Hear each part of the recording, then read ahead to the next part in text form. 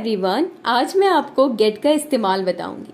वैसे तो आपने गेट का इस्तेमाल पहले मेरे चैनल पे देखा होगा, तो आज मैं आपको गेट के कई यूज बताऊंगी। ठीक है, सो लेट्स स्टार्ट। सबसे पहले गेट का मतलब क्या होता है। गेट का मतलब होता है पाना, अगर इसको आप सिंपल इसकी मीनिंग जाने। लेकिन अगर गेट के साथ वर्ड्स ऐड होते हैं जैसे कि इन, ऑफ, ऑन, तो इसका मतलब बदल जाता है। जैसे कि गेट के साथ अगर ऑन ऐड है तो बन जाएगा गेट ऑन, और इसका मतलब हो जाता है जब आप किसी वाहन में चढ़ते हैं तब आप गेट ऑन का इस्तेमाल करते हैं।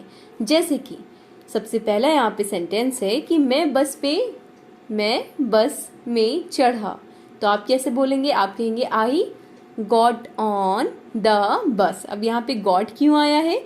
क्योंकि यहाँ पे पास्ट टेंस हो गया है, मैं बस में चढ़ा। ठीक है, तो I got on the bus होगा।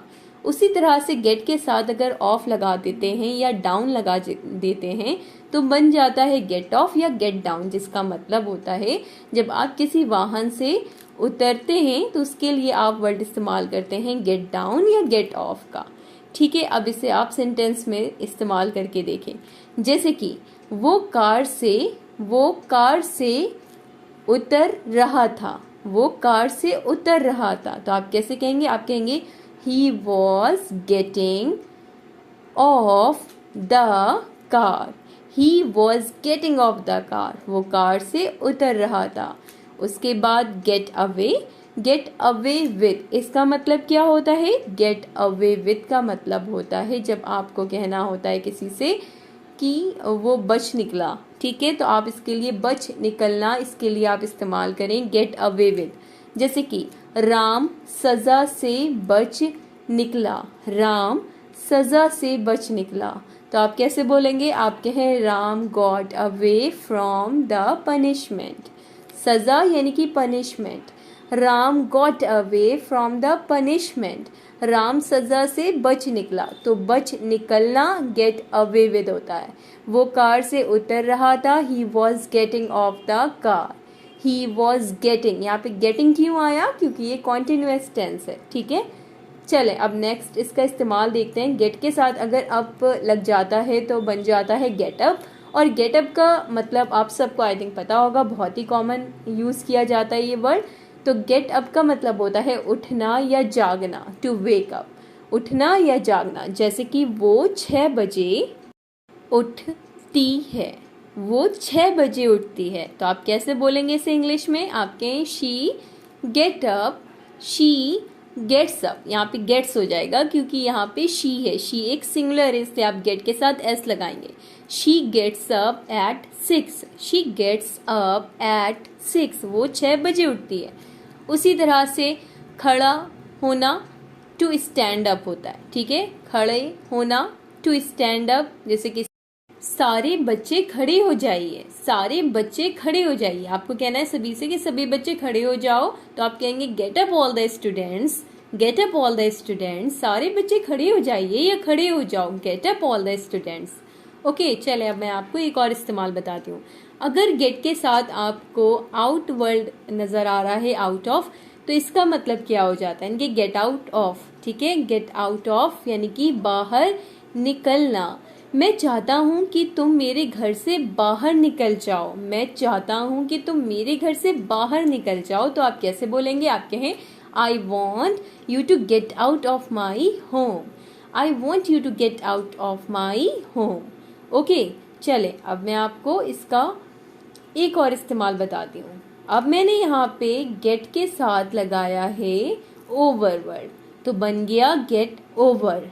गेट ओवर का मतलब क्या होता है? गेट ओवर का मतलब होता है किसी परेशानी से बाहर निकलना, किसी परेशानी से बाहर निकलना गेट ओवर कहलाता है। जैसे कि राम किसी तरह अपनी परेशानियों से बाहर निकल पाया, तो इसे ट्रांसलेट कैसे करेंगे? आप कहें राम कुड somehow यानी कि किसी तरह से somehow get over his problems, Ram could somehow get over his problems।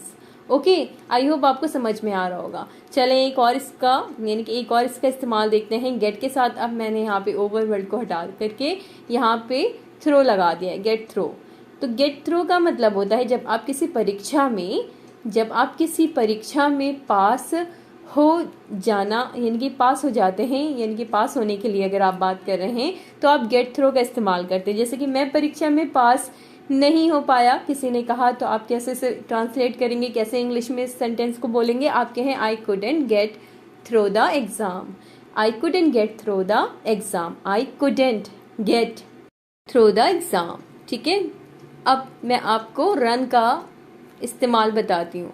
Run का मतलब तो आपको पता होगा, दौड़ना होता है, ठीक है। लेकिन अगर रन के साथ आफ्टर वर्ड ऐड है तो बन जाएगा रन आफ्टर।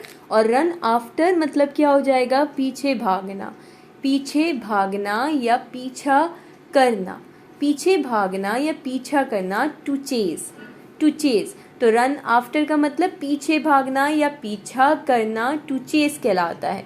जैसे कि क्या वो पैसों के पीछे भागता है? क्या वो पैसों के पीछे भागता है? तो आप कैसे बोलेंगे? आप किसी से क्वेश्चन कर रहे हैं तो आप कहें does he run after money? Does he run after money? Does he run after money? तो यहाँ पे रन आफ्टर का मतलब पीछे भागना या पीछा करना। रन अवे या रन ऑफ का मतलब क्या होता है? रन अवे या रन ऑफ का मतलब होता है बच निकलना। बच निकलना या फिर भाग जाना। बच निकलना या भाग जाना, ठीक है।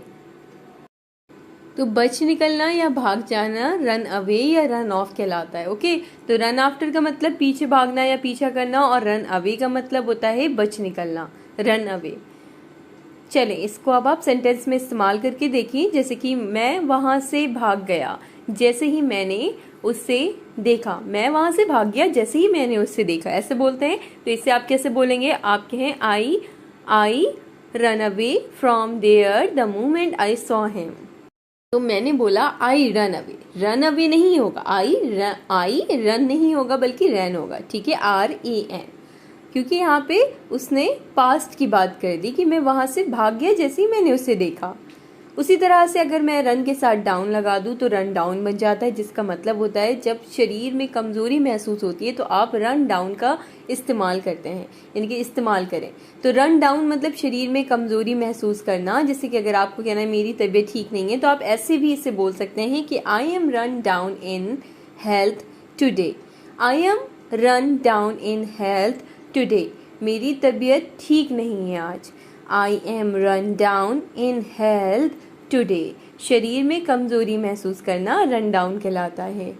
ओके, चलें कुछ और इस्तेमाल देखते हैं अब हम लोग पुट का। जैसे कि पुट के साथ आउट लगा होता है तो बन जाता है पुट आउट, और अगर पुट के साथ ऑफ लगा होता है तो बन जाता है पुट ऑफ, जिसका मतलब होता है बुझाना। लाइट है, गैस है, आग है, इन सभी को बुझाने के लिए आप पुट आउट या पुट ऑफ का इस्तेमाल करें। जैसे कि यहाँ पे सेंटेंस है, सेंटेंस में इसको इस्तेमाल करके समझें। कृपया आग बुझा दो। अगर आपको कहना है किसी से कृपया आग बुझा दो तो आप कहें kindly put out the fire. Kindly put out the fire. कृपया आग बुझा दो, kindly put out the fire. उसी तरह से अब मैंने पुट के साथ यहाँ पे डाउन वर्ड को ऐड कर दिया तो बन गया पुट डाउन। तो पुट डाउन का मतलब क्या होता है? पुट डाउन का मतलब होता है लिखना। पुट डाउन का मतलब क्या होता है? लिखना होता है। जैसे कि अगर आपको कहना है किसी से, आपके सामने स्टूडेंट्स बैठे हैं, आपको कहना है कि सभी विद्यार्थियों से अनुरोध है कि वे अपने विचार रखें, यानी कि लिखें, तो आप कहें all the students are requested to put down their ideas. To put down their ideas. तो पुट डाउन का मतलब यहाँ पे क्या है? लिखना या रखें, यानी कि उसको लिखें। तो आप कहेंगे all the students are requested to put down their ideas, ठीक है। चलें एक और इस्तेमाल देखते हैं हम लोग। अब मैं आपको बता रही हूँ पुट के साथ फॉरवर्ड वर्ड अगर लगता है तो पुट फॉरवर्ड बन जाता है। और जिसका मतलब क्या होता है? पुट फॉरवर्ड मतलब होता है पेश करना। पुट फॉरवर्ड, पेश करना, पुट फॉरवर्ड। जैसे कि मैंने अपनी रिपोर्ट पेश की। मैंने अपनी रिपोर्ट पेश की, तो इसे इंग्लिश में आप कैसे बोलेंगे? आप कहें I put forward my report. I put forward my report. तो वीडियो अच्छी लगी हो तो वीडियो को लाइक शेयर सब्सक्राइब करना बिल्कुल ना भूले। आज की क्लास में बस इतना ही हम लोग पढ़ेंगे। आई होप आपको आज की क्लास से हेल्प मिले अपनी इंग्लिश को इम्प्रूव करने में। वीडियो अच्छी लगी हो तो लाइक शेयर सब्सक्राइब बिल्कुल ना भूलें। Thanks for watching. और कोई भी मन में सवाल हो तो कमेंट्स आप ही के लिए, यानी कि कमेंट सेक्शन आप ही के लिए खुला है, कमेंट करके पूछ सकते हैं। Thanks for watching.